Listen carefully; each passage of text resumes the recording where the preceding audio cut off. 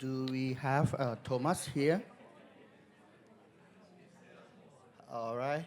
I'm Dr. Paisan. I'll be your chair for this session of the threat advanced technique. The first speaker will be me on the deep plane facial threat lifting.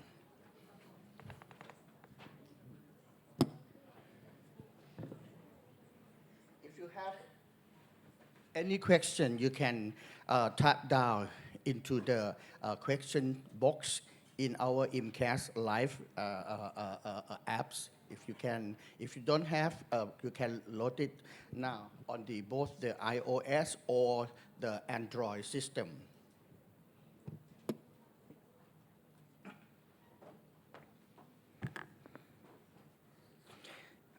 The deep plane facial threat lifting. This is my disclosure. If you talk about the threat, of course, the number one is a fat compartment, no matter superficial or the deep part, deep fat compartment.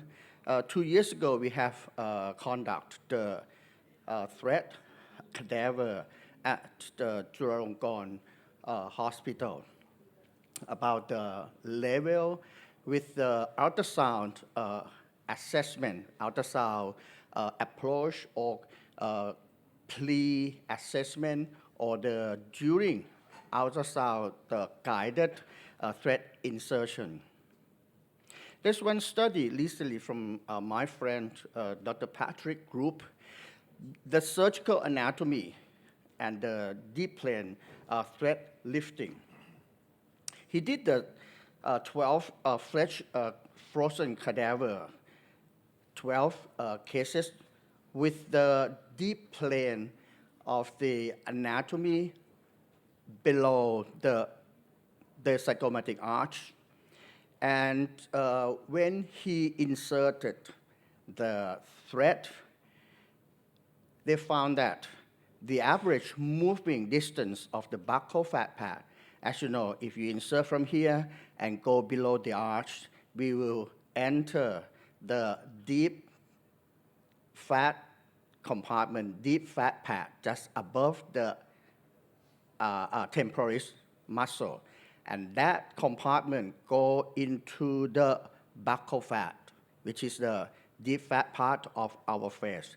So that average moving distance of the buccal fat pad after the deep plane thread lift was about 3.73 centimeter that you can lift the cheek or the fat up. There are some patients with a protruded buccal fat pad. There are surgery that approach from inside the mouth to remove the fat pad by a surgeon. So the difference in moving the distance of the buccal fat pad between that bilateral size was significant by their thread. No injury to the critical blood vessels or nerve were found after the cadaveric dissection. So the passage of this safe plane of the thread lift were evaluated that is quite safe. No any vital of the blood vessels or the nerve going in between their tracks. So they approach with the visualize of the zygomatic branch of the temporal nerve, the transverse facial artery, buccal artery, facial artery. For the nerve, the buccal branch of the facial nerve, and also the marginal mandibular branch. After the deep plane thread lift cadaveric dissection, exposing the critical vessels and branches of the facial nerve, the passage of the thread could avoid injury to the transverse facial artery, buccal artery, facial arteries, and all branches of the facial nerve. So this is a track that I'm doing with one thread inserted behind the zygomatic arch down here, and the other one go above the arch. So we use the arch as a fulcrum or as the fixation point, which is very, very strong. And the landmark that I'm insert is 1.5. This is a zygomatic arch, 1.5 centimeter above, which is the safe area that we can avoid the middle temporal arteries and vein and the part of the superior temporal artery, which is high here. And then we point down to the angle of the mouth, and again, about 1.5 centimeter, Thomas, lateral from the angle of the mouth, and then go behind the arch. Puncture through around this buccal fat pad or the superficial buccal fat compartment. We are using the bidirectional thread needle, which is around 1,330 millimeters long. This is the sharp, which is the sharp needle.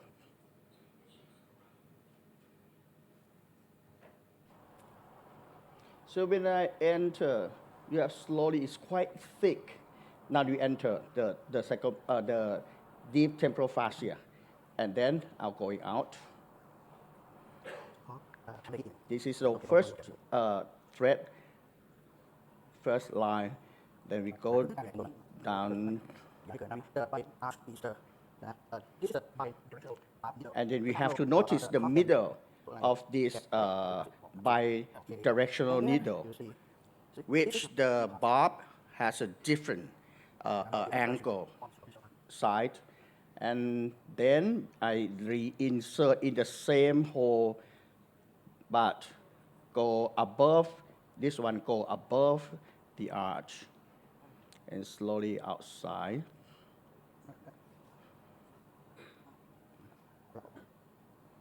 What I'm afraid when I insert the first one is sometimes I have to palpate inside the mouth as well, because the area here, we have to part some part of the parotid gland and the duct go nearby.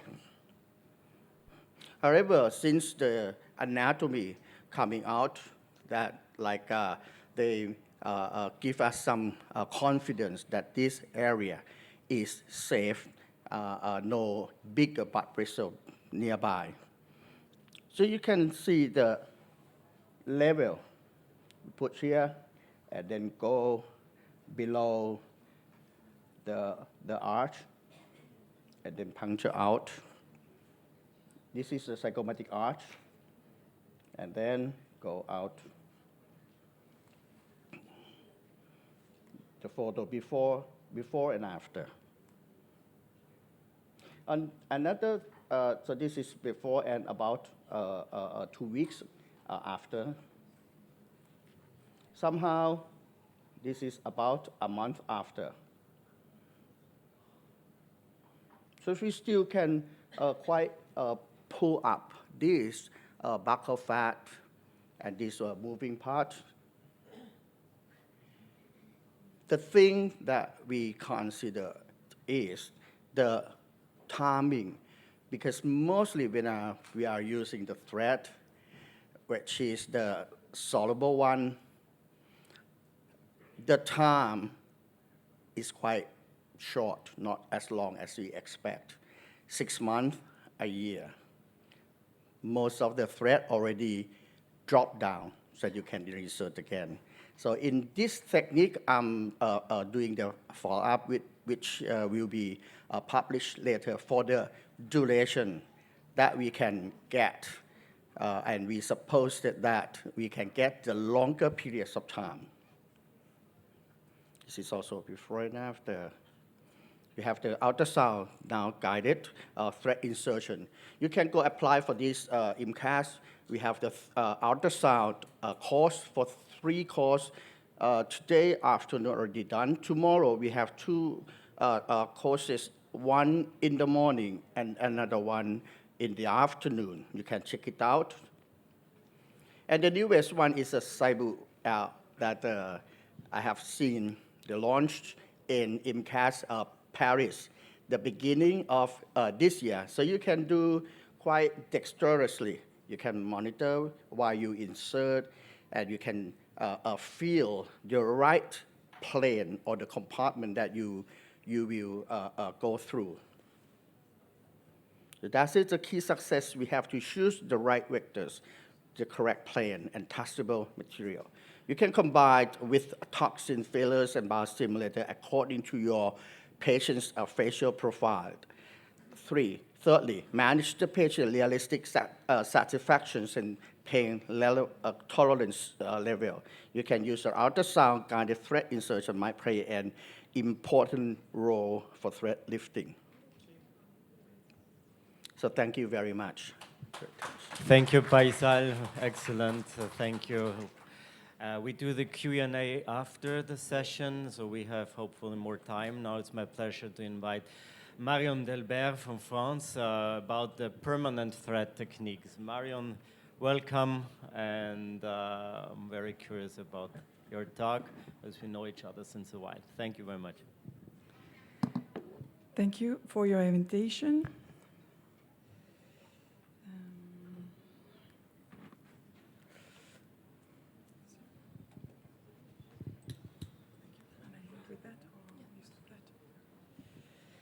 So I will talk about neck lifting with permanent threads. So first of all, I use Infinity threads, permanent thread from Thread and Lift Company, a French one. I have no conflict of interest.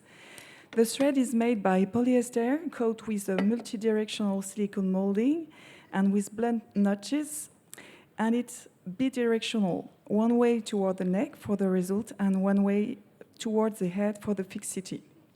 We have many techniques that I will explain later, and they are symbolized by letters to be more comprehensible. So, but before putting any thread, we usually use local anesthesia for mostly all the case, and before I use a cannulation of all the cervical area with liposuction if needed, with that kind of cannula. And the cannulation is done on this area between the mandible border and the first cervical wrinkle. Sorry. So the goal of this cannula is to undermine the skin from the muscle to allow the translation vertically and posteriorly. We can add some liposuction if needed, mostly in the cervical angle and in the jaws to help the drawing of the jawline. We use some lateral points and the central, and those points will help to insert the thread after. So the technique, the first one, the central crossing, the X1, it's really the must-have. It's a technique where the threads is enter behind the ear, and you have in orange the pass towards the scalp, and in yellow the pass toward the neck. The threads are going out in the center of the neck. The two threads from left and right are crossed, and then they end at the mandible border at each side. It helps to tackle the mouth floor as well. This technique is really a basic one used for mostly of the cases, and it's really useful to treat the sagging skin. Even if there's some platysmal band, it's better to use it when you have any sagging skin. We can treat mild to thick neck with just one set by side, and it's always preceded by cannulation, this technique. So in the video, you can see we insert the thread with the needle. The layer is hypodermic. It's quite resistant at the beginning because of the aponeurosis, and then you still follow the hypodermic layer until the center of the neck. So you put the threads with the hole. You have this pass, and after you have a posterior one. We see it on the left side. Like that, just a return for 5 or 6 centimeter in the subcutaneous layer. Always be careful of the hairs.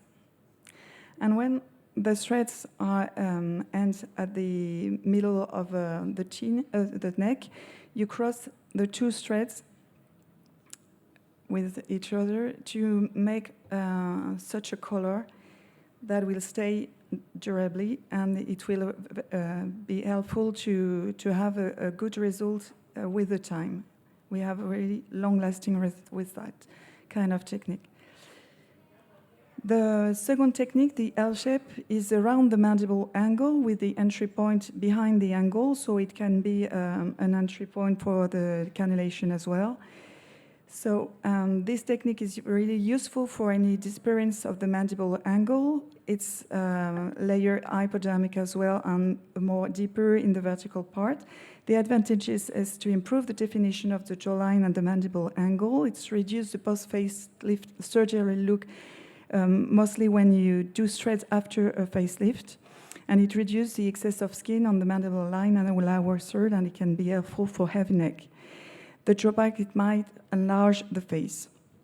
So on the video, we see this technique. It's quite simple. So a hypodermic layer, and you put the thread under the border of the mandible. You end after the midline of the neck. It's really important to find the good entry point to have the thread quite well behind the angle to draw it very nicely. And in this vertical part, you are more deeper, if possible, in the mask to improve the fixity. Then the double crossing is to tackle the bend. It's quite more complicated. It's really useful for hypertonia of the platysmal band, but without any skin relaxation. It's a difficult technique because there are many layers, and we have to do toxin before to prevent the band from lifting the thread after. So just I show you how we put the thread. So the red thread will cross with the left thread in regard of the left platysmal band, and on the other side the same. But you change the layer after the red line, which is quite the jugular vein. You are hypodermic before, and then you are in the muscle. So you are more deeper than the X technique. See on the video, the left thread are already put, and we put the right thread, sorry. So hypodermic, then after we are more intramuscular, and we go to the platysmal band on the other side. There's always a return towards the scalp. And the other one parallel, and it goes to the right platysmal band, and see how we change the layer just after the green line, and we go and regard the platysmal band on the right side. Then we recross each other as the first technique. So there are two crossings, so 2x, and there are 4 ending in the border of the mandible. At the end, you put the tension, but not too much for that type of technique. And we cut the threads. The last one is combination technique with surgery. I really want to propose you to try this technique during surgery, first of all, to take confidence with the threads, but of course to improve the result and maybe improve the durability of the facelift, because we still have problem with cervical sagging skin recurrences. So we suggest to try a normal technique with application or a deep plane traction of the mask, but no central subcutaneous undermining, or else you have some problem to have attachment of the thread. And just one thread by side is sufficient. So after the surgery, you put the threads. There's not a lot of attachment at the beginning, so you have to catch it at the end, at the center. You goes at the center as well. You will cross the 2 threads, and you do your posterior pass in the mastoid fascia. to have more attachment for the threads.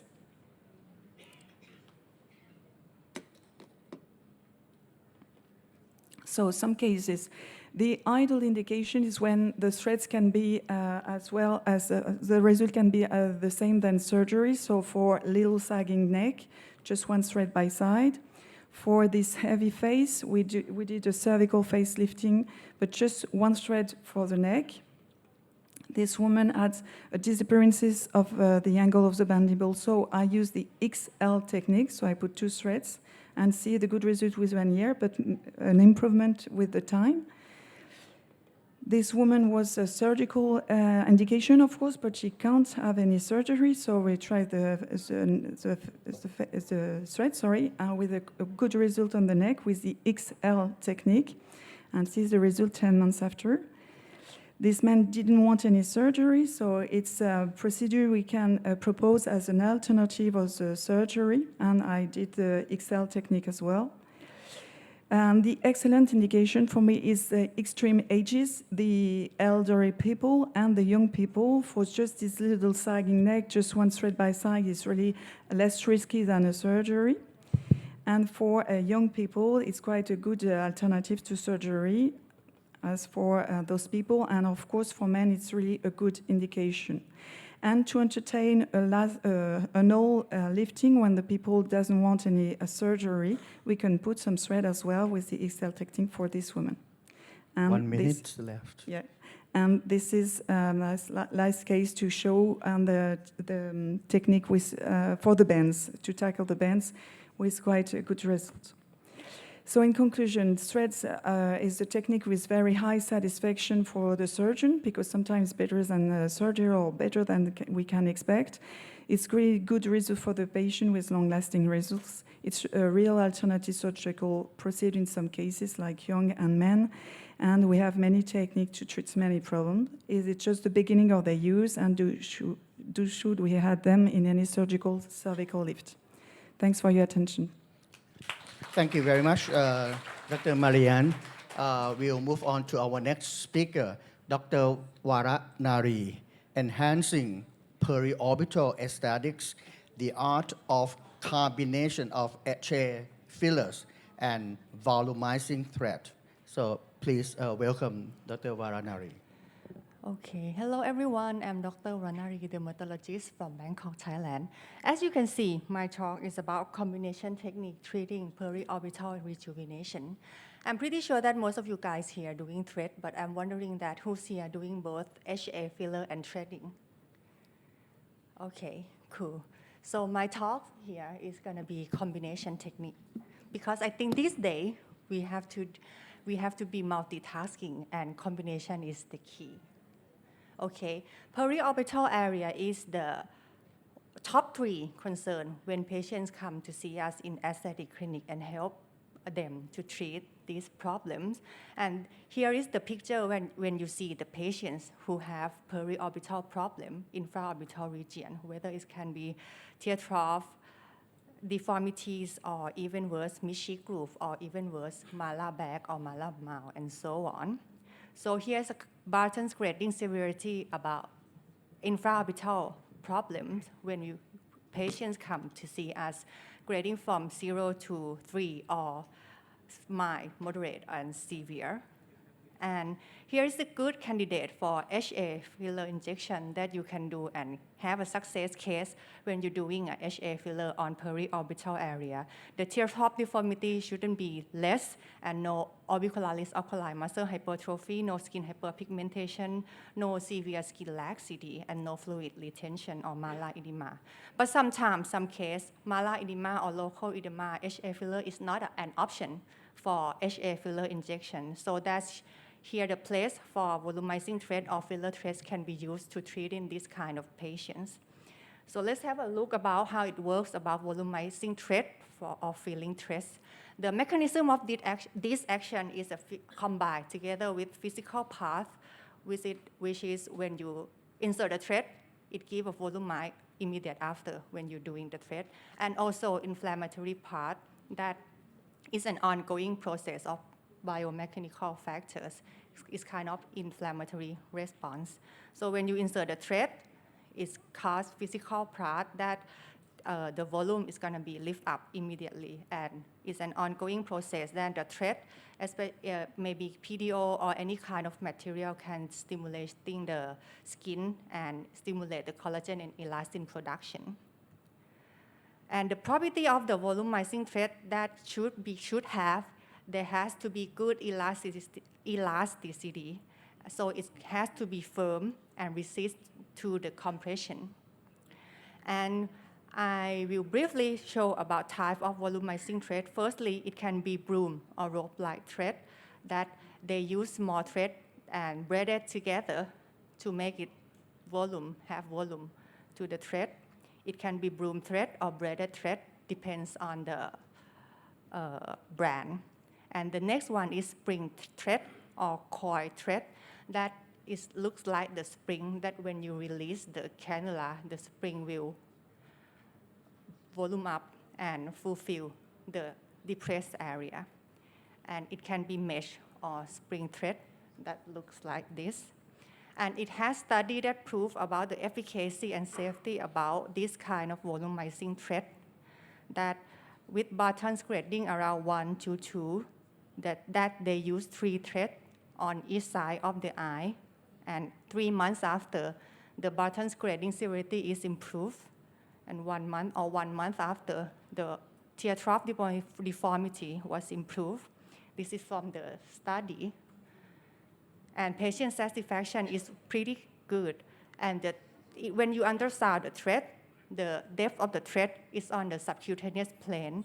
And on the cadaver, after inserting the thread and do the dissection, you can see the thread is in the subcutaneous plane. And some part of the thread can be blended with the OO muscle.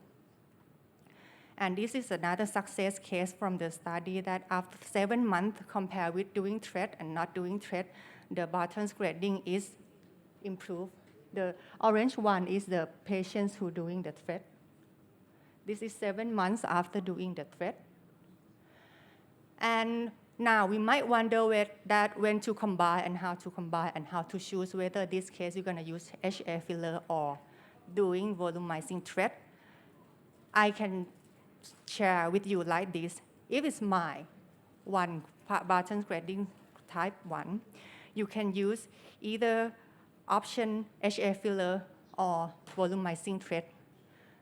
So I have this case that let you guess that this case I'm using thread or HA filler. Who think I'm doing thread for this case or HA fillers?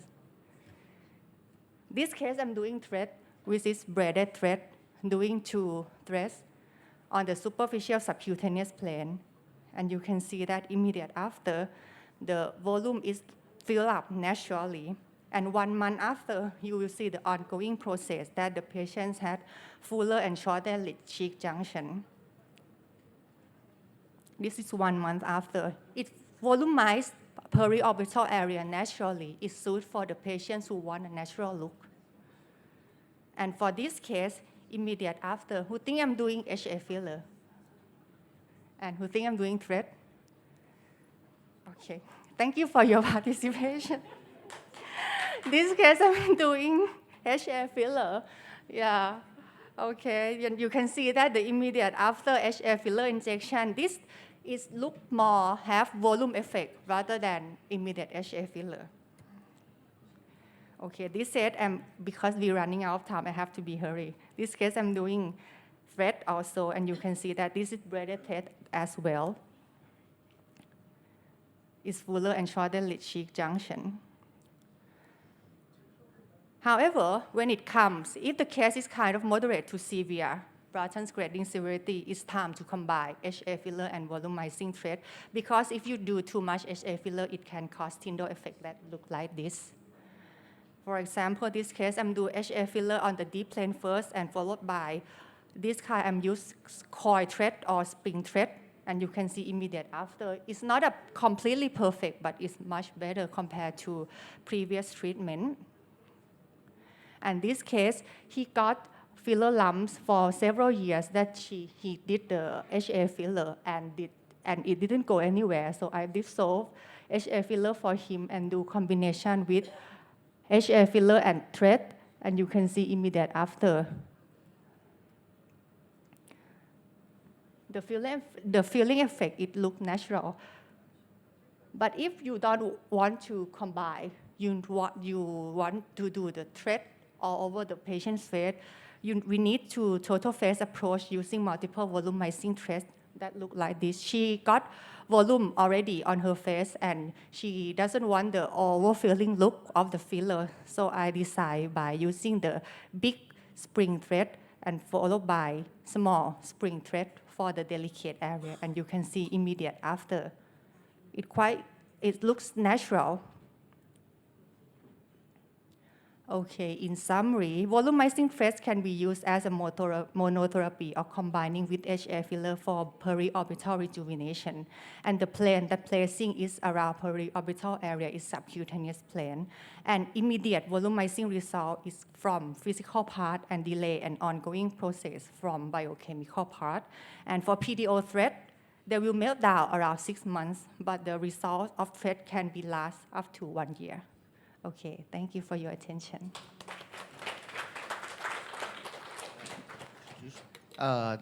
Thank you very much, Dr. Varanari.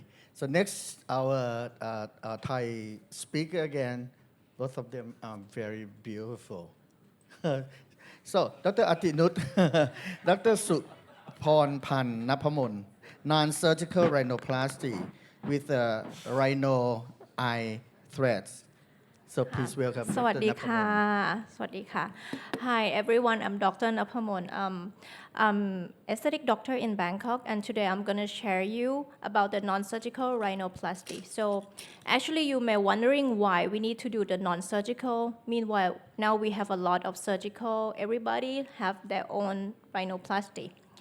But in Thailand, we have plenty of room for aesthetic that people want to do conservative for nose augmentation and contouring. So that's why I create my own technique for nose augmentation and contouring by using the thread. So here will be a little bit about the nose anatomy in summarization and the thread and the indication and my procedure. So first of all, even we are the aesthetic, we are not surgeon, but at least we need to know the names of the nose. So we have like rhinium, the tip, supratip, and columella filtrum. That is about the nose. But the important one is the radix. Radix is the point that is between the upper crease and eyelash, between both of two eyes. That is the radix. The point that the nose make an angle. So for the perfect nose, the ideal one, we need to measurement. The measurement is important for nose, like nasofrontal angle, nasal length, the dorsal line, the tip projection, and columella lobular angle, labial angle, and tip defining point. So as like we have the golden ratio for face, the same as nose, we have the angle and ratio. And the frontal wheel from radix to tip and stomen to menton should be the same length. And also, maybe you can figure like 10 years ago, some of you have done the nose filler, and we have the same like measurement for what is the beauty of the nose. But after a few years later, we see that so many variation of nose artery and it make occlusion. So this is why we use the thread instead. So we need to know the central line that is no nasal deviation that we created by our own procedure, and the dorsal aesthetic line that is curved from brow to tip. And this is the important one. So in my clinic, I have the measurement instrument. I will show you later to calculate the position, the nasofrontal angle, which is 134 to 140 in female and 130 to 135 in male. And the depth from anterior to middle canthus is around 15 millimeter. And nasal length to the tip projection should be the proportion of 1 to 0.67. And also we have the nasal labial angle, which is different from male to female. And also the tip projection is different as the picture. So I don't have a lot of time. You can take a picture as what you want. Okay. And you can use, from now, we have, I think around a couple years ago, we have the creating new thread that become in the new version, not by pulling or tension. It become volumization. So to make the nose augmentation by thread that is safe, you need to put it in the true layer, the deep fatty layer above periosteum. Usually, when we do the filler or thread, at the end, we usually do it too superficial, and then it make complication later, like lumpiness of filler that is too shallow from the skin, not too deep enough. So the same, we need to control our hand and the direction of the thread to be in the good layer. And this is, you may scare that it's too many vessel at the nose, but then we can use the silocaine with adrenaline that will make the vessel constrict a little and make the procedure easy. The same as we do thread in everyone in the face. So this is the vessel that we need to concern is at the tip that anastomosis from the lateral nasal artery with the columella branch of the superior labial branch. They will anastomose at the tip, and also at the bridge we have the dorsal nasal artery. So this is what the vessel that we need to concern. And also the nerve, we need to do the local nerve block to make a patient comfort. In case, if you need to do the filler upper lips, and you feel that it's hard to block infraorbital nerve block precisely, you can block it lateral to the ala. It can block the branch of infraorbital nerve block around here and also the upper lips.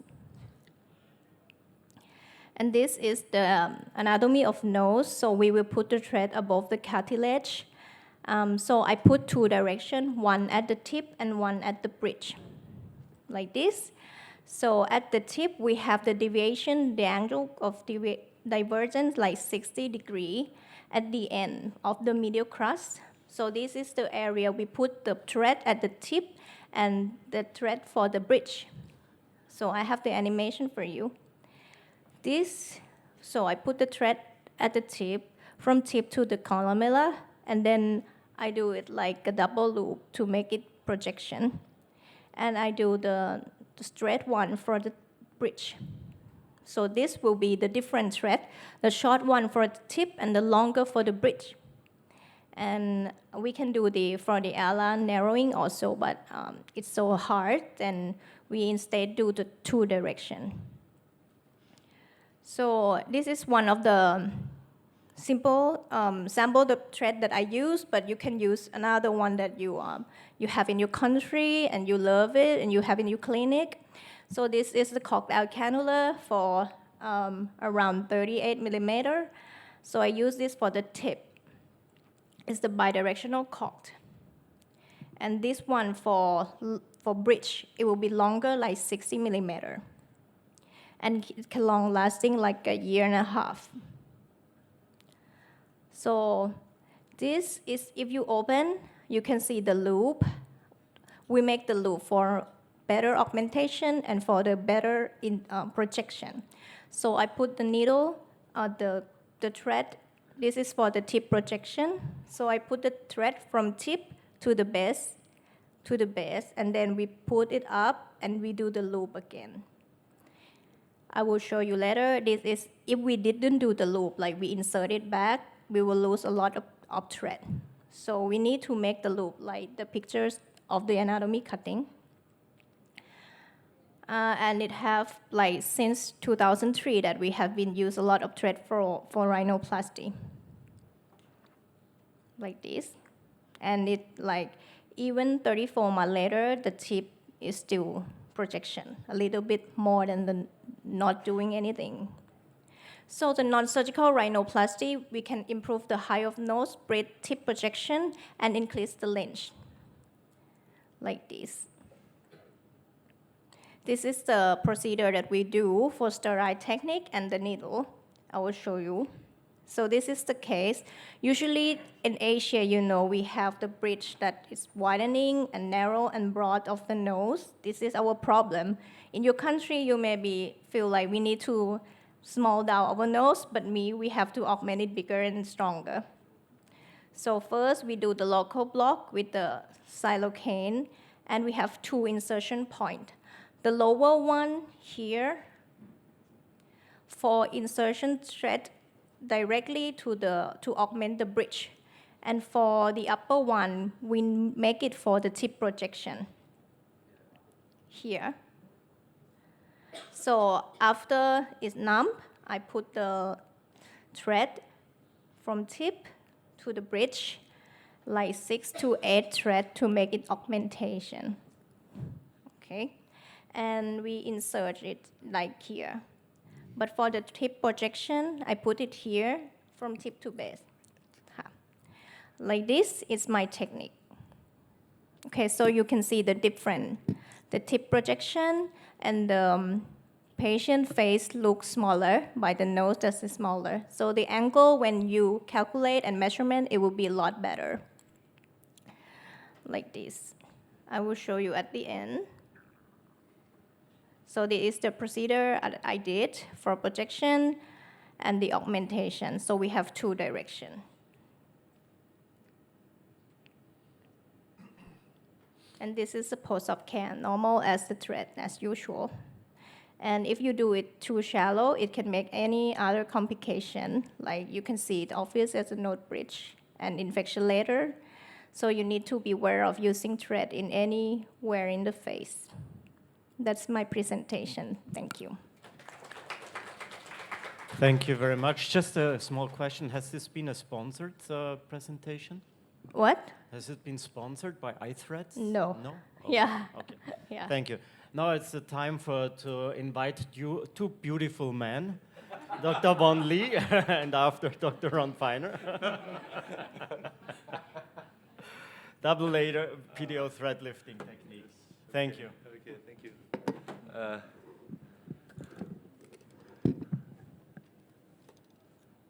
Okay, double layer techniques. It's already published. So, if you are interested for this technique, then you can find for this one. It's double layer cock.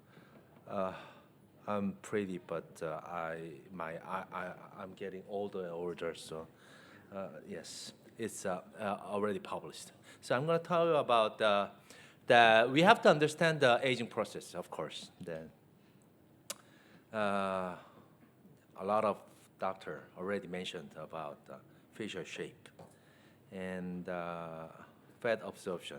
So that's why we are using thread and fillers together.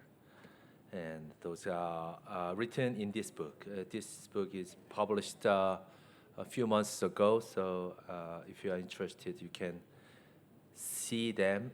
But don't buy it because all the monies get the Springer, not me. So just don't buy it. I'll show you a lot of things. And as previous pretty lady doctor already mentioned about this photograph. This is my staff, actually. And if you are seeing this area, of course, you have to evaluate for the mid-face. For the mid-face, you have to understand the 3 things: the mid-cheek groove, submalar hollowness, and the nasolabial fold. So if it depends on you have to think about the upper face, mid-face, and lower face.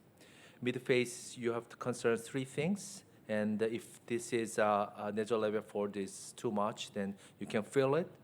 Or that if the submalar hollowness is too prominent, then you can lift the mid-face for the submalar hollowness to solve the problem.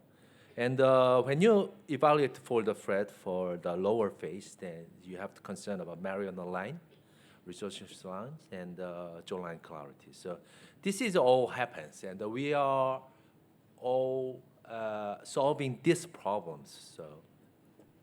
So we are doing a thread. Then, before you want to do the thread, you have to understand the property of the thread. That is, this is science, right? This is already known to all the doctors, all the sciences. That, as you know, the PDO, of course, dissolved in 6 months, and the PLLA 12 months, PCL 24 months. That's why we are using PCL products for the fillers, or PLLA products, or PDLLA products, right? But when you use this kind of things for the thread, there have to be observed over time, but also have to think about the fibrosis.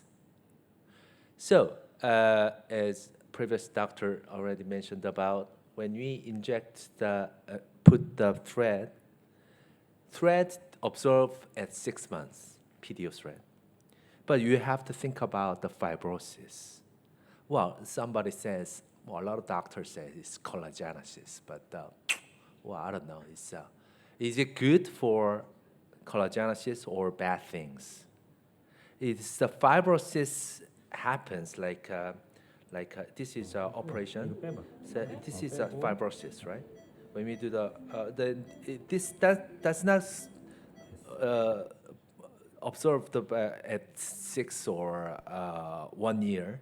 It is prolonged very long time. So you always have to think about if this is good or bad, okay? So we always have to think about thread longevity is not a 6 months, that's all. So we have to think about whether it is fibrosis or not. So, and also we have to think about this kind of things, which is a PDO thread has crystalline region and amorphous region. That's why there's a lot of bad products of thread that is when we do the operation, it just breaks, right? So it's because of amorphous region. Amorphous regions is PDO thread has very degradable by the water. So when you open or bad packed, then it starts to dissolve. And when you get that kind of thread, then it just breaks down when you do the. So what I want to tell you is that you have to choose a good product, actually. There are so many products in the market, and have to think about this kind of products. If you are doing a thread lifting, and if there's not good product, it's just it's not good to tell to the company, because company will says that their product is the best, right? But we have to think about these things. Crystalline regions, amorphous regions. So this is how we make. There's raw materials and all packed, first packed and second packed, and so many things are going. So we always have to think about the thread's quality. And the fourth thing that we have to think about is thread facial layers, right? Today's topic, double layer, but where? Usually we do the subcutaneous layers, right? Subcutaneous layers are because of this area. As I told you, I'll show you all the diagrams of this book, so don't buy it, okay?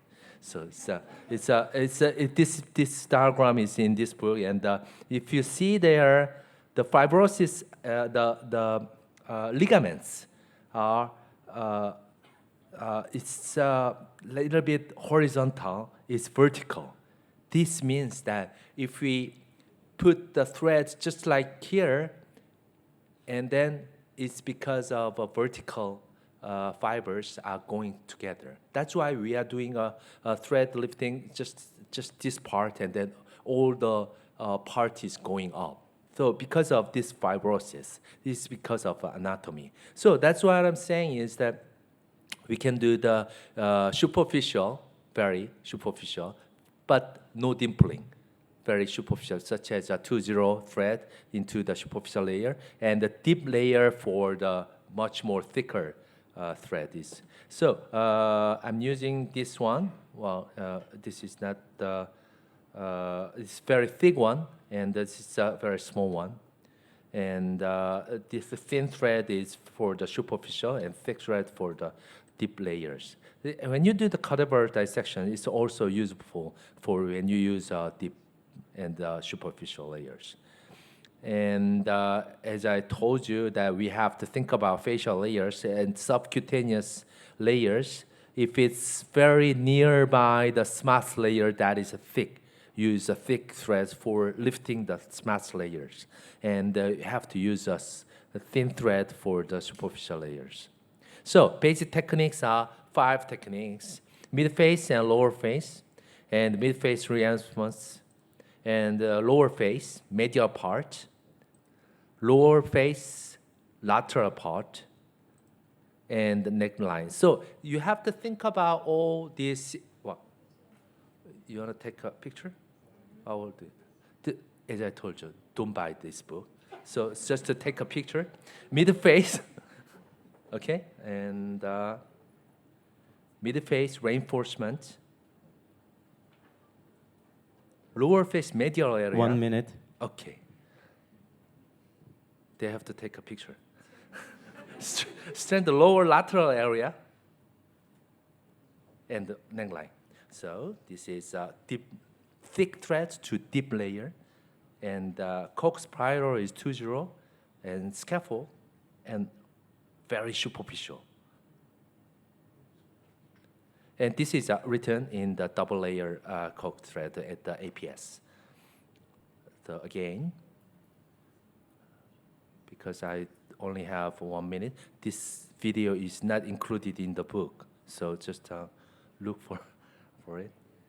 So, and this is very important. When you finish your technique, you always make patients upright position.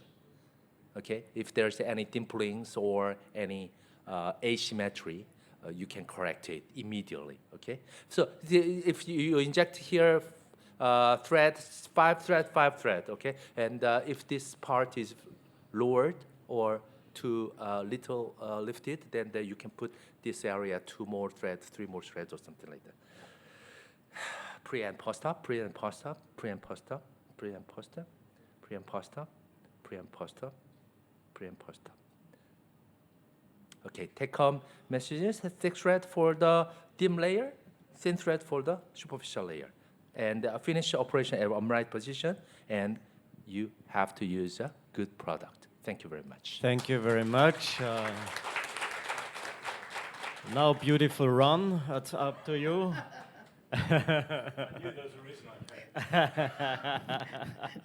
The most beautiful, Ron. Hanging by- Ron, hanging by a thank you for your participation as the IMCAS Academy also. The alert that I went in a lot.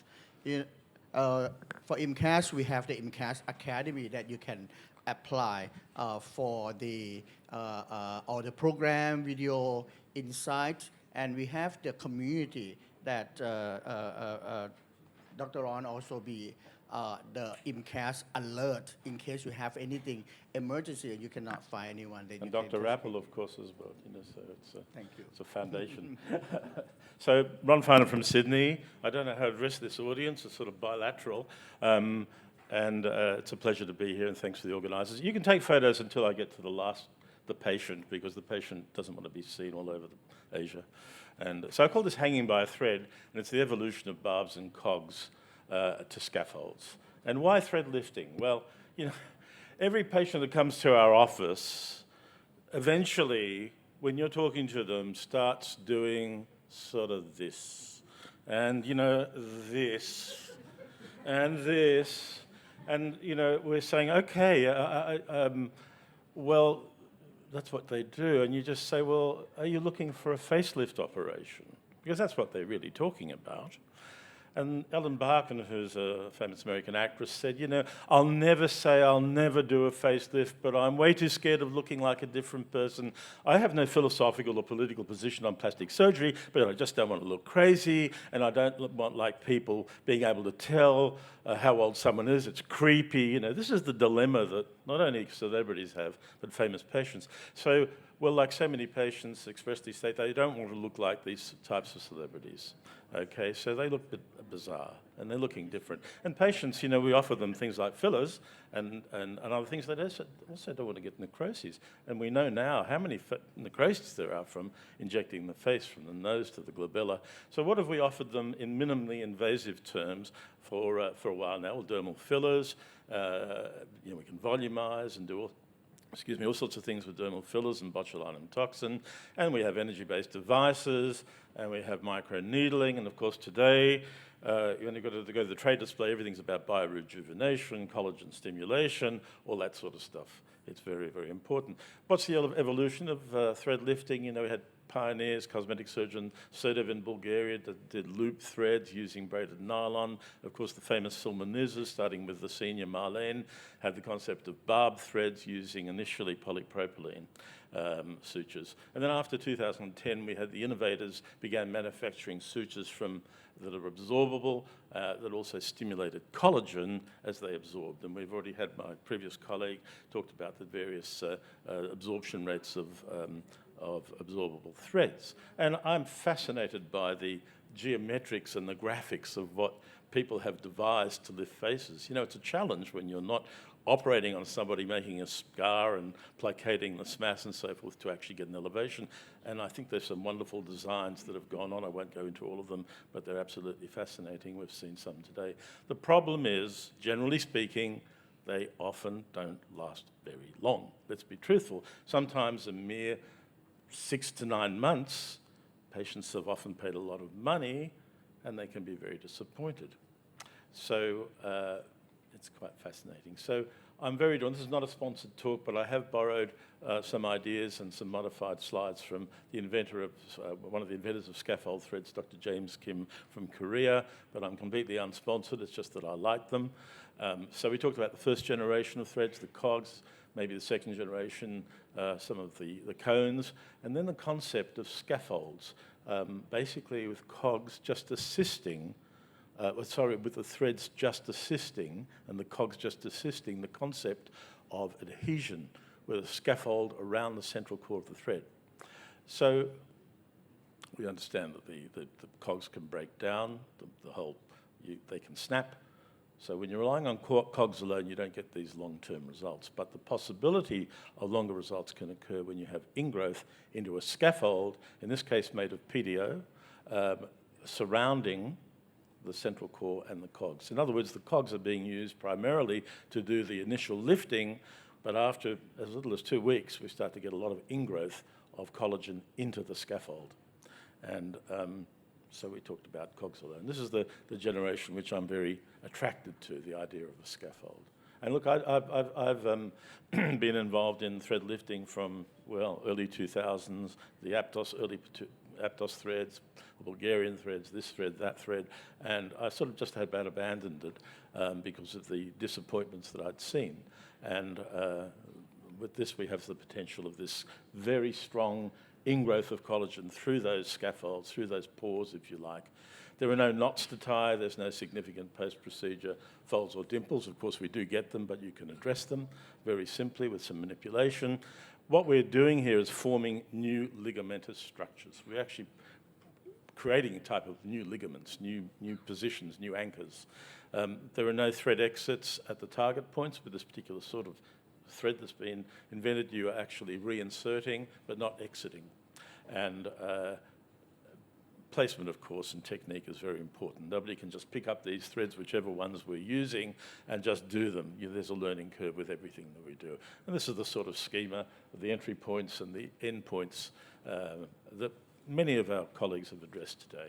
And the important thing is we have natural, strong ligaments, adhesions, true ligaments, retinacula that these threads can anchor to without needing to tie a knot. So we'll go through this very quickly. So the idea of scaffolds is not new. And so when you think of scaffolds, they're used in hernia repairs. And this paper, going back to 2006, some of this information comes from that very stable mesh technique used in general surgery. So this study showed that as tissue grows into scaffold pores, you get firm adhesion as little as 3 to 4 days. And the strength of tissue ingrowth increases dramatically over 2 weeks. So holding power dramatically increases the strength due to tissue ingrowth via scaffold pores. And so we know that from the work on mesh repairs in hernias, which today is standard. Today, you know, when you have a hernia repair, more often than not it's laparoscopic with the insertion of a mesh with a very reliable improvement. So design is very important.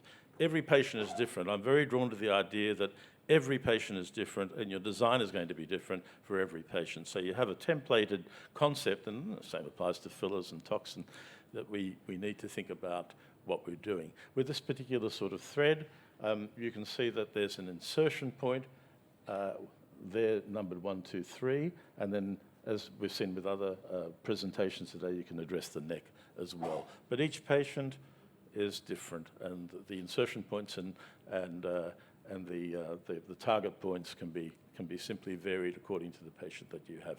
One study with a couple of hundred patients in Korea demonstrated that, and we'll go into that a little bit more graphically, that you get a very, very nice long-term result. When the cogs have already broken down and disintegrating and the material's disintegrating, you have fibrous tissue basically holding things in place. So this is a study of thread lifting materials, reviewing its difference in terms of technical and mechanical perspectives from 2024.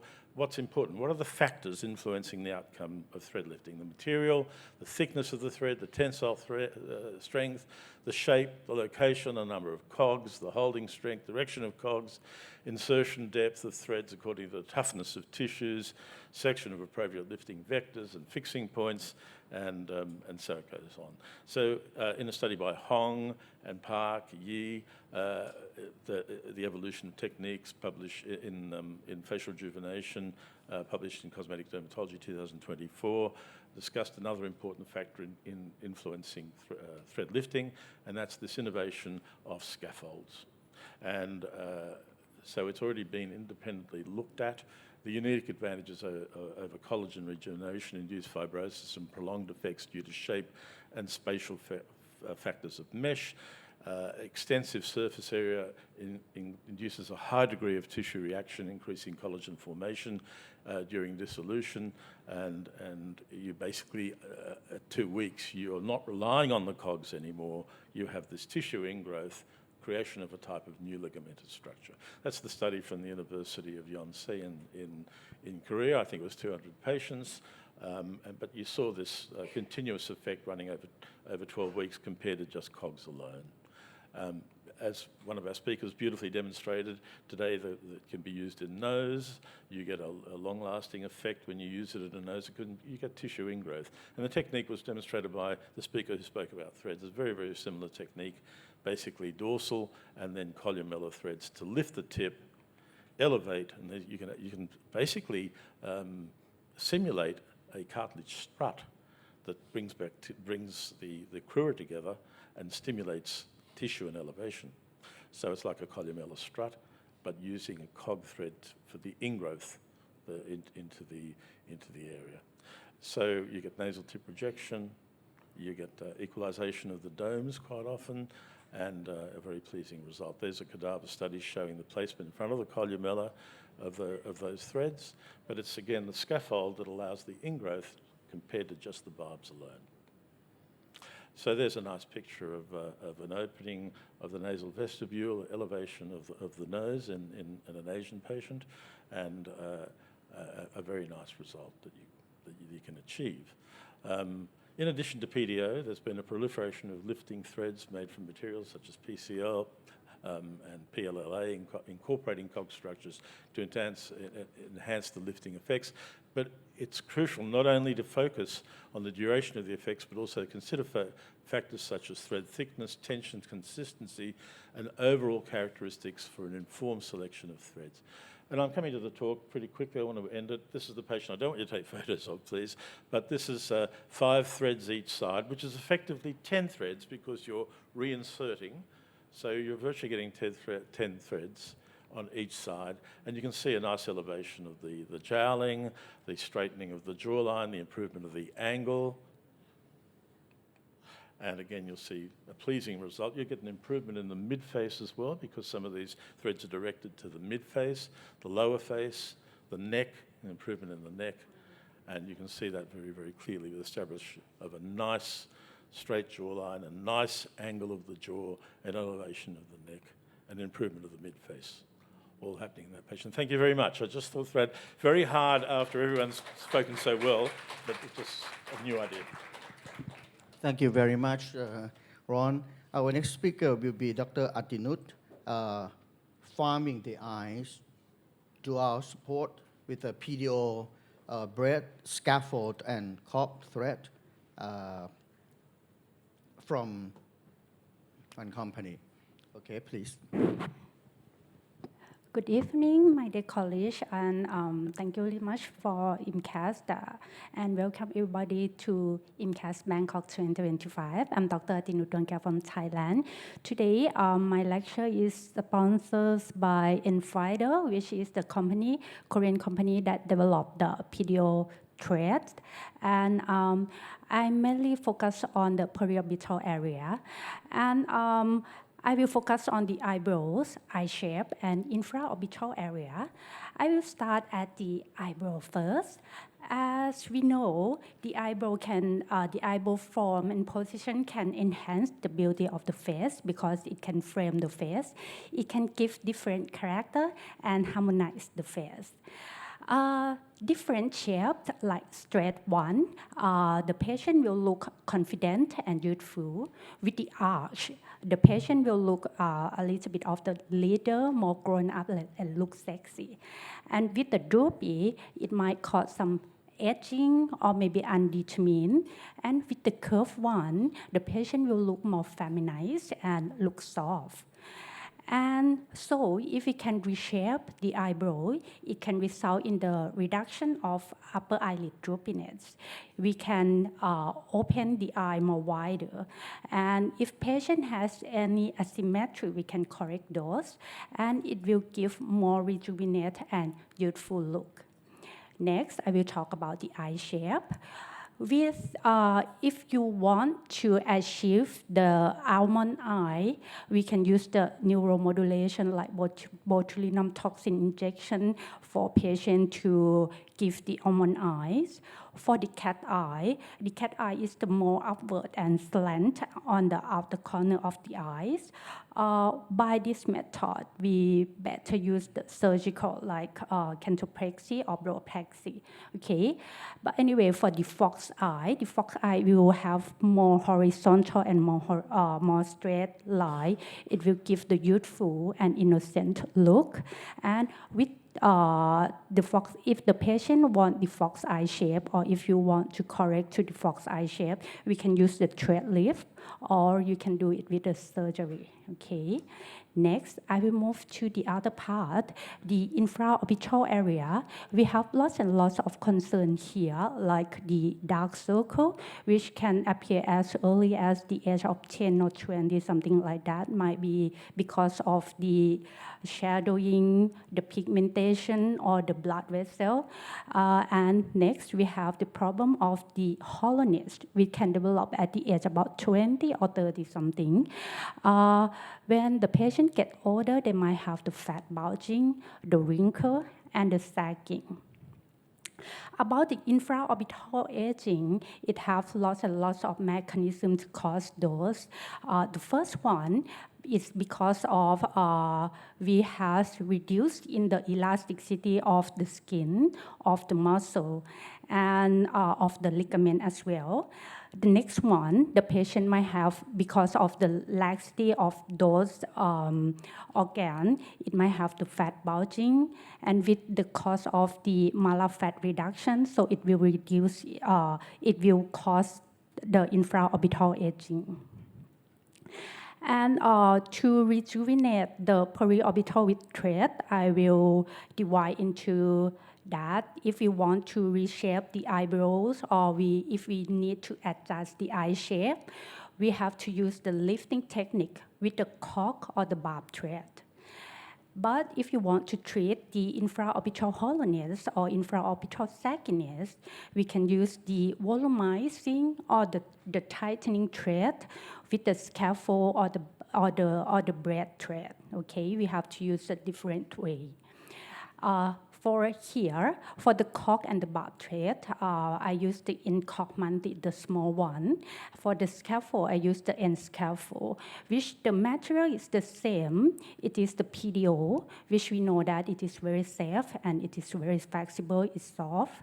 The type of the thread, for the IMCAS multi is the 2-0. Okay, it is the multi-directional barb, so it is very good for lifting and fixation technique without any skin dimpling.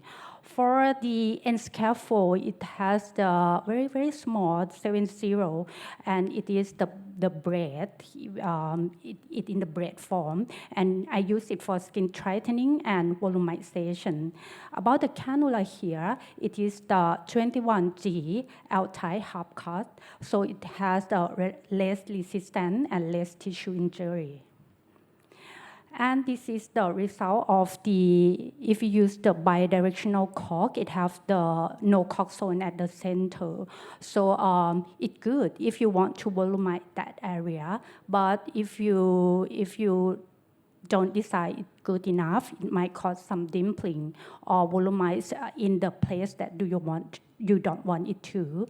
So for the multi-directional cork, it has the small of the no cork zone. So it can have the lifting effect with minimal or no dimpling at all, as you can see in the skin of the rat. And about the scaffold here, this paper, they do the study between the line pattern, the cross pattern, and the woven pattern. In the woven pattern, it has more and more of the regenerated cell go into the area of the thread insertion. And this is another paper that Dr. Mim already mentioned. Okay, after insertion of the PDO twist thread at the infraorbital area, it can help to achieve better results both in the GIS and the button grade. And this is, I will skip. I saw this one. And for me, for treatment design, here, I will draw 3 lines, and for the IMCAS multi, I will insert into the subcutaneous plane. Here, I will use the reinsertion technique. So per each site, I use only 3 threads. Okay. And about the infraorbital area, I use the end scaffold. First, I will draw the vertical line for lateral canthus. The opening point will be somewhere between 1.5 to 2 centimeters below the lateral canthus. And the vector of thread insertion, I will use about maybe 3 or maybe up to 6 threads, depend on the problem of the patient. And this is my case study. She is a Thai female in her 55 years old. She has the DM, and she has upper eyelid drooping, infraorbital hollowness with the sagging and the mid-face volume loss. So in this case, I decided for her to do the total face rejuvenation with thread lift. For the upper face, I used the IMCAS multi. I used the IMCAS multi for the upper face, 3 threads per side. And for mid and lower face, I also used the IMCAS multi, 6 threads per side.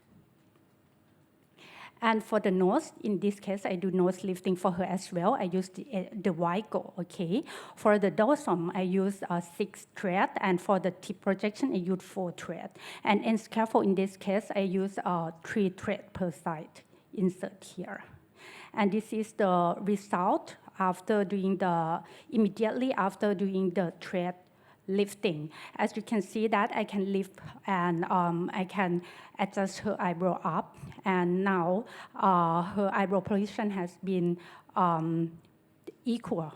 And as you can see here, her eye has been opened wider. And this, you can see her nose shape.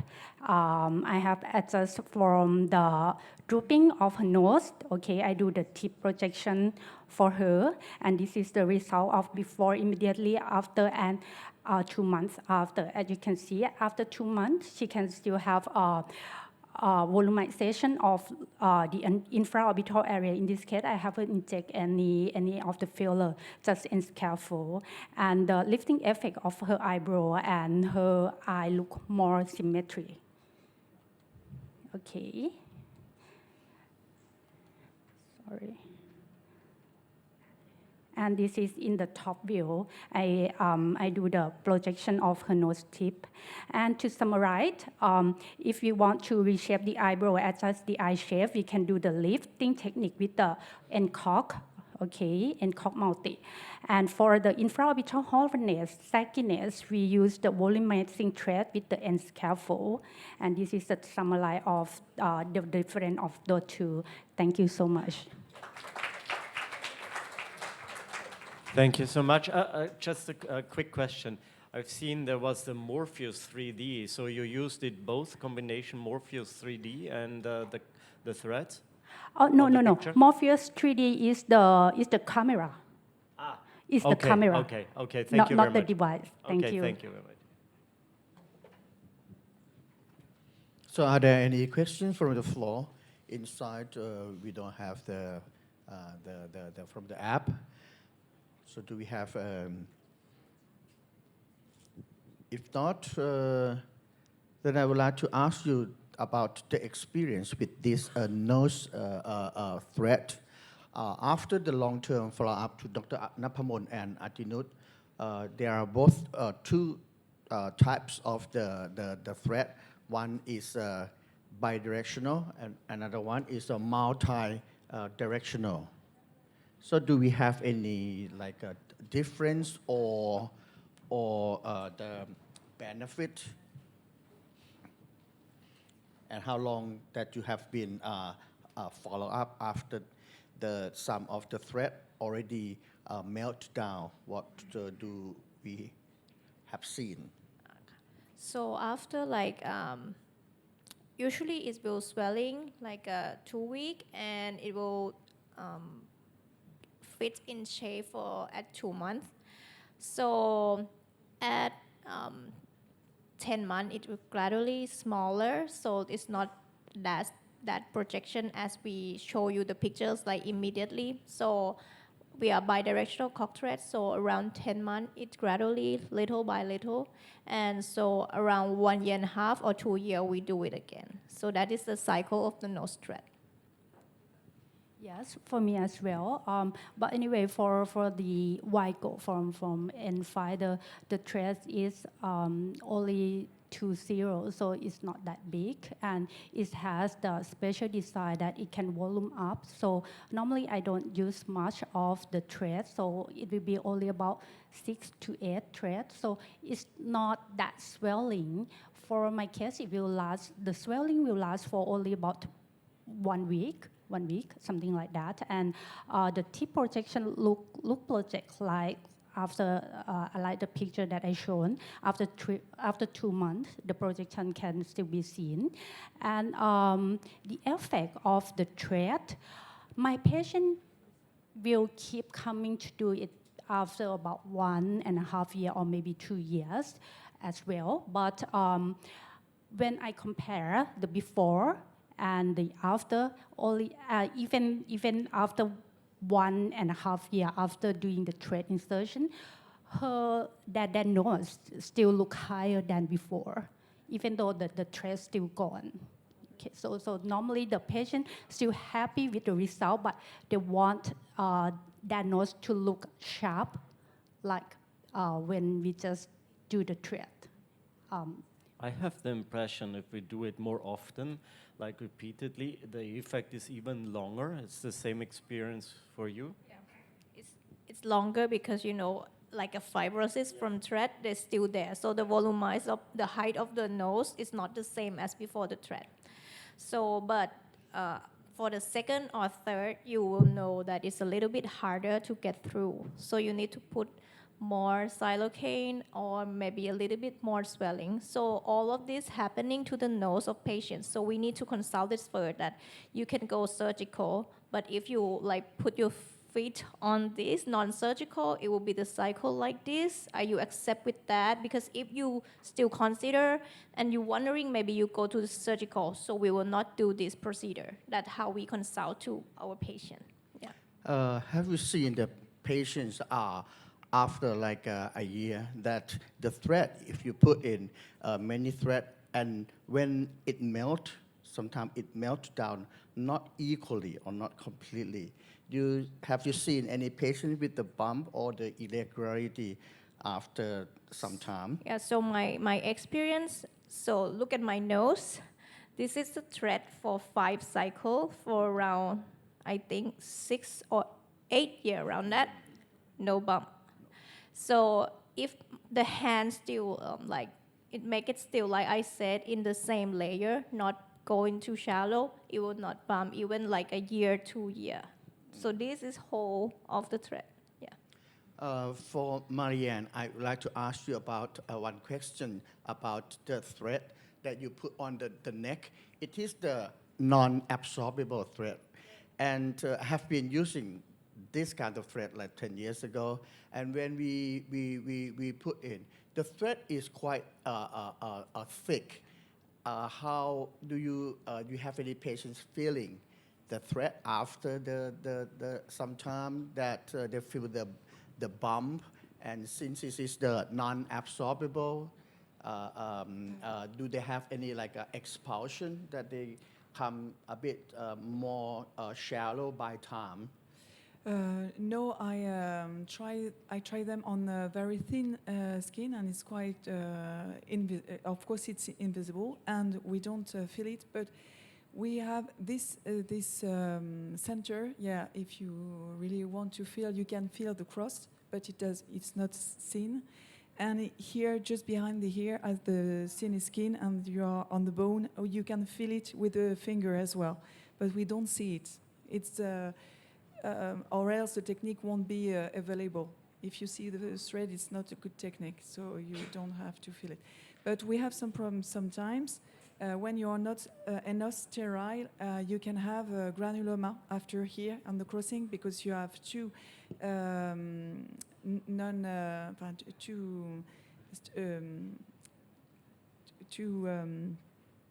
non-resorbable things, so the bacteria and so on can grow more. So you have to be very sterile to put those kind of thread, not to have any granuloma or quite infection here. It's like a kind of mycobacterium or some a strange bacteria? Because it's non-absorbable one. Yeah, but no, it's just usual, and you just have to clean, and after it's okay. But sometimes it's after the procedure, 3 or 6 months. But even often when you are not enough sterile, if you are dressed like a surgeon and so on, it's okay. Marianne, are you giving a single shot antibiotic therapy? Yeah, just like a surgery. Yeah. We give some pills just before the procedure. Yeah, just one.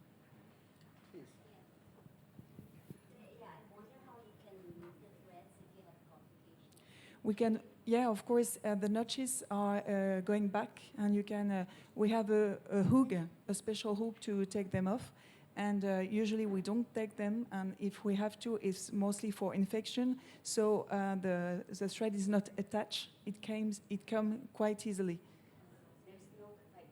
No, if it's for infection, but if you want to take them off after because the patient wants, yeah, of course, there are some fibrosis, and so it's harder to take them off.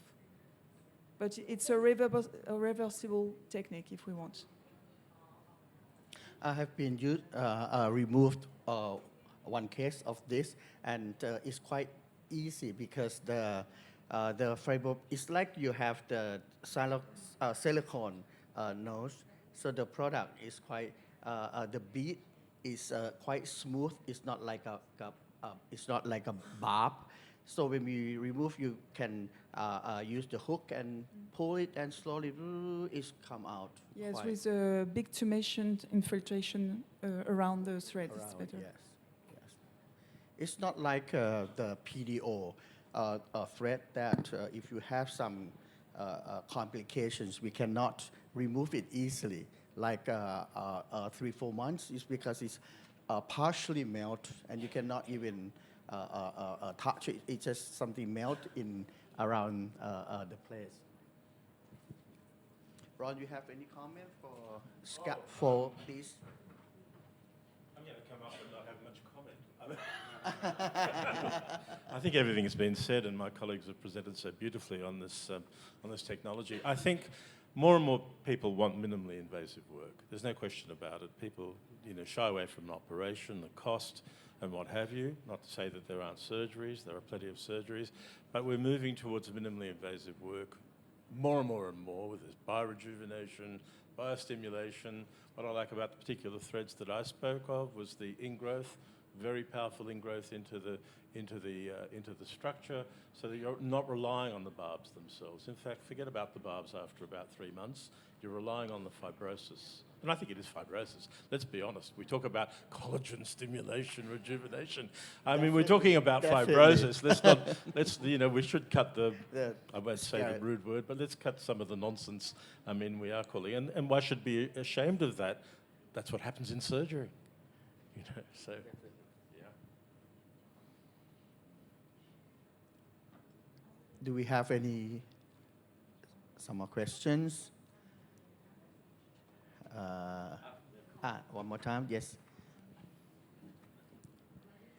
No, I just want to make a comment about the fibrosis because I had thread lift maybe even before the pandemic. It was PDO. And then when I took a course on ultrasound last year, so the thread was gone, but there was a lot of fibrosis where it was. Wonderful. Wonderful. Congratulations. So maybe it would have been my marionette lines would have been worse. You have the most beautiful fibrosis I've ever seen. So in term of this, we call not the fibrosis, it's a collagen stimulation.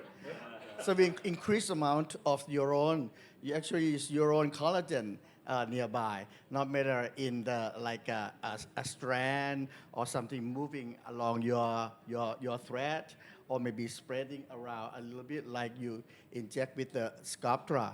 This is some fibrosis around all the material that put in your face. So use the term. Shouldn't be a dirty collagen. word, should it? It doesn't need to be a dirty word. It sounds bad. I mean, can you imagine marketing fibrosis? Never. Collagen stimulation, biorejuvenation, sounds much better. Fantastic. So, if you don't have any further comment, then yes, please.